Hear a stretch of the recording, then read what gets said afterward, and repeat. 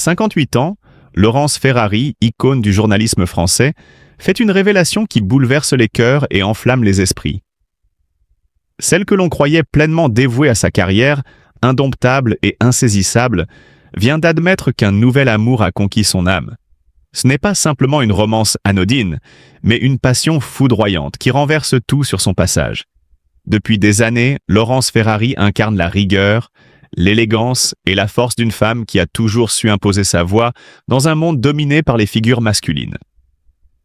Son charisme magnétique et son intelligence affûtée l'ont hissée au sommet du paysage médiatique français.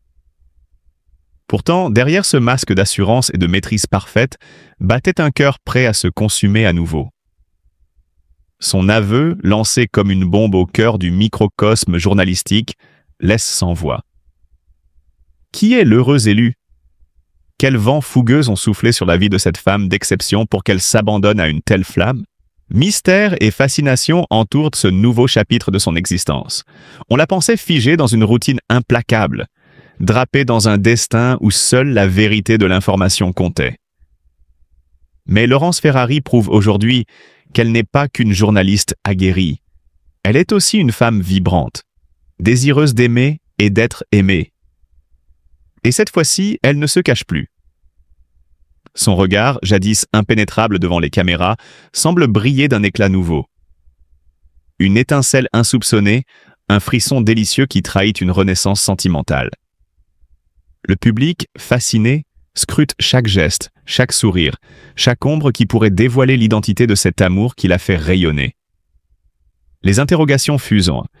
Est-ce une romance née dans l'ombre des plateaux de télévision, ou bien une rencontre hasardeuse qui a défié toutes les probabilités?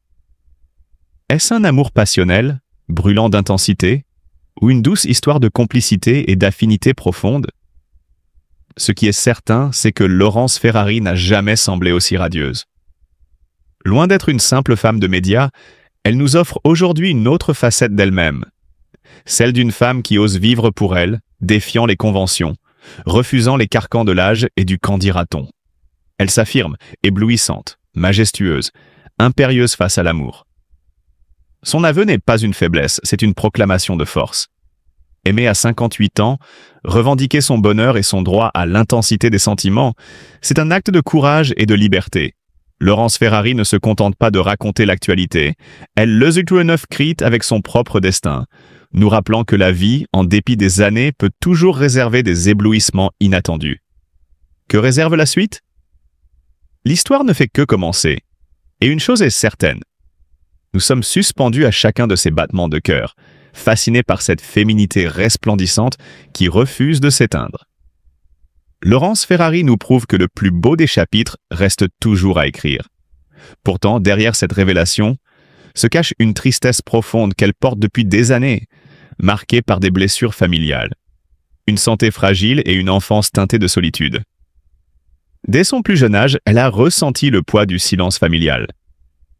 Fille d'un père exigeant et d'une mère absente émotionnellement, elle a grandi dans un foyer où l'affection se mesurait en devoirs et en performances. Son enfance fut une succession de journées monotones, où les rires d'enfants étaient rares et les encouragements inexistants. Dans son cœur, elle nourrissait un espoir secret, celui d'être vue, aimée pour ce qu'elle était réellement, au-delà de ses réussites académiques et de l'image parfaite que ses parents attendaient même d'elle. Mais cette reconnaissance tant désirée ne vint jamais. À l'adolescence, elle comprit que l'amour parental ne serait jamais inconditionnel.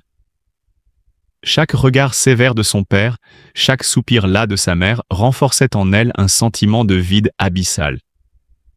Pour combler ce manque, elle se réfugia dans les études et dans le journalisme, espérant que la réussite professionnelle remplacerait l'amour familial défaillant. Pourtant, même au sommet de sa carrière, une mélancolie persistante l'accompagnait, telle une ombre inséparable. La douleur ne s'arrêta pas là. Sa santé fragile fut un autre fardeau qui l'empêcha de savourer pleinement ses succès.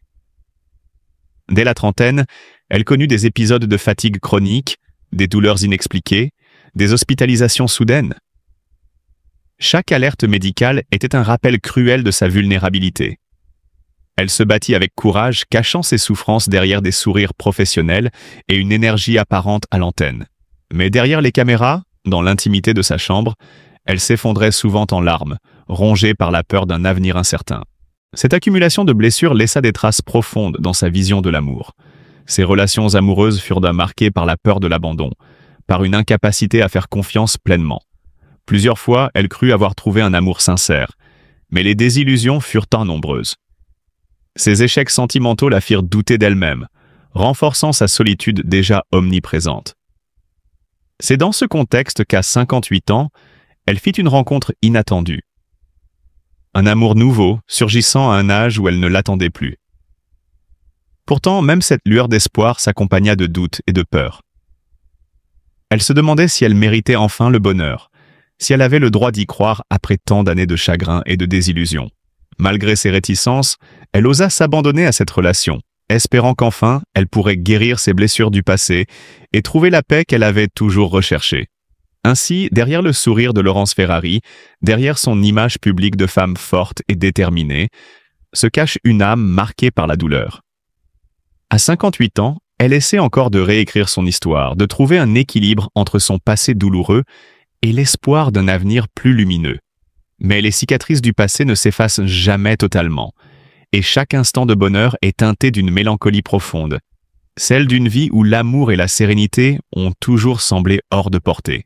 Sa carrière débute en 1986 à l'AFP et au Figaro Magazine, où elle affine son regard acéré sur l'actualité. Son talent l'amène rapidement à Europe 1, puis à la télévision aux côtés de Michel Drucker dans Studio Gabriel sur France 2. Mais c'est sur TF1, en co-animant 7 à 8 avec Thomas Hugues, qu'elle s'impose comme une figure incontournable du paysage audiovisuel français.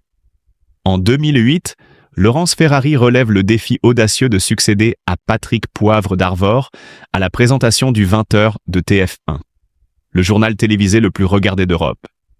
Avec élégance et rigueur, elle apporte un souffle nouveau à l'information, abordant des sujets complexes avec une clarté désarmante. Son interview en 2010 du président iranien Mahmoud Ahmadinejad, où elle choisit de porter le voile par respect pour les coutumes locales, témoigne de son professionnalisme et de sa sensibilité culturelle. Après avoir quitté TF1 en 2012, elle rejoint Direct 8 pour animer une émission féminine, avant de s'engager sur iTélé, devenue CNews, où elle continue d'exercer son art avec passion. Parallèlement, elle s'investit dans des causes humanitaires, notamment en tant qu'ambassadrice pour SOS Village d'enfants depuis 2003, et en soutenant des projets éducatifs avec l'UNICEF. Laurence Ferrari n'est pas seulement une journaliste d'exception. Elle est une femme de conviction, une pionnière qui a su briser les plafonds de verre et inspirer des générations entières. Son parcours est une ode à la persévérance, à l'intégrité et à l'excellence. À travers ses reportages et ses interviews, elle éclaire le monde de sa lumière, guidant le public vers une compréhension plus profonde des enjeux contemporains. En célébrant Laurence Ferrari, nous honorons une carrière exemplaire, une vie dédiée à l'information et à la vérité. Une femme dont l'empreinte sur le journalisme français est indélébile. L'amour n'a pas de limite ni de règles strictes, et il peut frapper à tout moment, même lorsque l'on pense que tout est écrit. Il est facile de juger, mais il est plus noble d'éprouver de l'empathie. Après des années sous les projecteurs, Laurence a sûrement connu des joies et des peines. Aujourd'hui, elle ose s'ouvrir à un nouveau chapitre de sa vie, et cela mérite respect et bienveillance. Aimons sans préjugés, soutenons ceux qui osent suivre leur cœur, car le véritable amour est rare et précieux. Apprenons à célébrer le bonheur des autres au lieu de le remettre en question. Soyons solidaires et compatissants, car un jour, nous aussi pourrions être à sa place. L'amour est un cadeau, peu importe quand il arrive. Camp sportif traditionnel pour justement impliquer le plus d'élèves possible. Vous avez des exemples sur de pratiques comme ça un peu... Par exemple, à la suite du Covid, il y a beaucoup d'enseignants qui ont fait de la marche ou de la randonnée et dès que les installations sportives sont revenues, on est revenu sur des activités plus traditionnelles.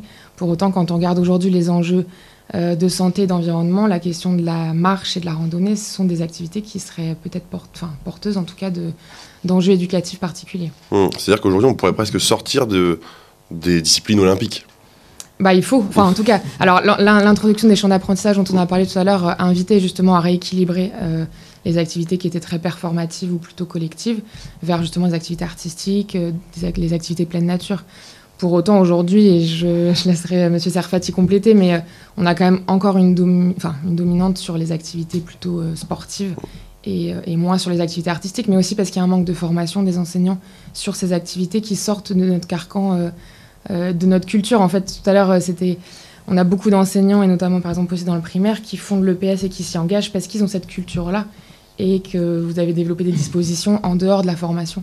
Et donc ça, c'est une vraie problématique aussi pour les enseignants de secondaire, puisque notre culture, on est tous sportifs et la formation ne nous permet pas forcément d'envisager d'autres formes de pratiques.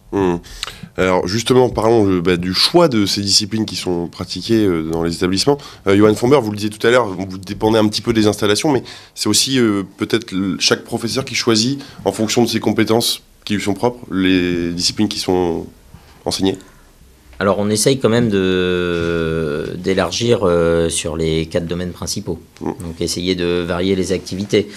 Après on a quand même l'UCEP au niveau du premier degré qui est un partenaire privilégié, donc en fonction